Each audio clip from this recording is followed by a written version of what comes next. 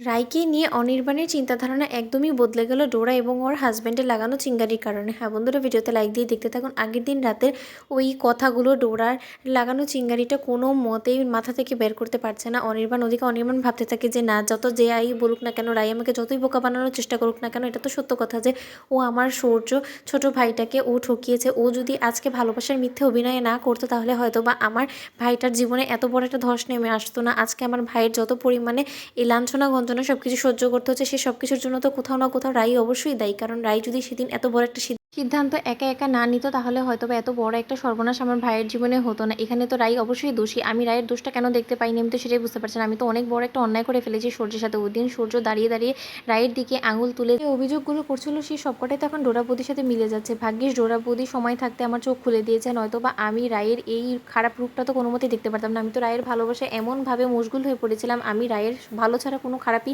কিছু দেখতে পাচ্ছিলাম না। সত্যি তো, রাই যদি সত্যি একজন ভালো মেয়ে হতো, ও অবশ্যই ওর নেগেটিভ সাইডটা আমাকে বলার চেষ্টা করতো, কিন্তু ও কালকে যা কিছুই আমার কাছে প্রকাশ করলো সেই সব কথার মধ্যে তো শুধু ওর ভালো দিকটাই আমি দেখতে পেয়েছি। এছাড়া ওর খারাপ দিকটাও যে আছে এখানে, যে ওরও দোষ আছে সেটা তো আমি একবার দেখতে পাইনি। তার মানে রায়ের আসল রূপ এটাই যে ও বড়লোক ছেলেদেরকে নিজে স্বীকার করে, ওদেরকে হাত করে, ওদের টাকা আত্মসাৎ করে, ওদের তারপরে ছুঁড়ে ফেলে দেয়, ওদের ইমোশনস নিয়ে খেলা করাটাই আসলে রায়ের প্রধান কাজ, তাই তো।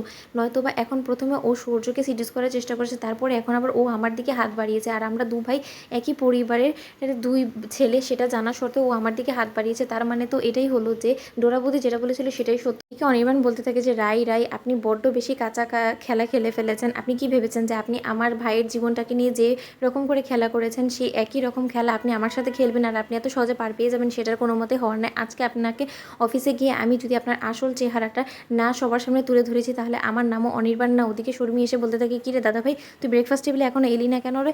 আচ্ছা দাদা ভাই, তোকে একটা কথা জিজ্ঞেস করবো, খুব যদি আমি ভুল না হয়ে থাকি, তুই নিশ্চয়ই কালকে গোটা রাত ঘুমোসনি, ওই ডোরা বৌদির ওই কথাগুলি নিজের মাথার মধ্যে খেলিয়েছিস। দাদা ভাই, আমি তোকে অনুরোধ করছি হাত জোর করে যে তুই আমার কথাটা একটু বোঝার চেষ্টা কর। তুই শুধুমাত্র ডোরা বৌদির কথার উপর ভিত্তি করে রাইকে জাজ করিস না, কারণ রাই যথেষ্ট পরিমাণে ভালো একজন মেয়ে। ওর আসলে কোনো এখানে দোষই নেই। ও শুধুমাত্র ওর বোনের ভালো করতে গিয়ে ও এরকম একটা বড় ষড়যন্ত্রের শিকার হয়ে গিয়েছে। আর এখন ডোরা বৌদি ওর উপর প্রতিশোধ নেওয়ার জন্য এই বাজে বাজে মন্তব্যগুলো কালকে বসে বসে তোর মাথায় ঢুকিয়ে গিয়েছি। এছাড়া কোনো কিছুই না। তুই ডোরা বৌদির উপর বিশ্বাস করে নিজেদের সম্পর্কটাকে এরকম করে খারাপের দিকে নিয়ে যাস না দাদা ভাই। ওদিকে অনির্বাণ বলতে থাকে, আচ্ছা তুই আমাকে একটা বলতো, একটা মেয়ে হয়ে ও এত বড় একটা আরেকটা মেয়ের ক্ষতি কী করে করলো? ও তো জানতো যে কোনো মতেই সূর্য এত সহজে নীলুকে মেনে নেবে না, তার সত্ত্বেও ও এত বড় একটা খেলা খেললো শুধুমাত্র ওর স্বার্থসিদ্ধি ছাড়া আর কোনো কিছুর জন্যই তো না। তাহলে তুই কেন বারবার করে ওকে আড়াল করার চেষ্টা করছিস বলতো শর্মি? ওদিকে শর্মি বলতে থাকে যে একজন মেয়ে হয়ে আমি আরেকজন মেয়ের কোনো মতেই খারাপ হতে দিতে পারি না, কারণ আমি জানি যে আমি ভুল না, আমি ঠিক। আর ওই ডোরা বৌদি প্রতিশোধ নেওয়ার জন্য এইসব জঘন্য কাজ করছে। তোমাদের ভিডিওটি লাইক দিয়ে কমেন্ট করে সাবস্ক্রাইব করো।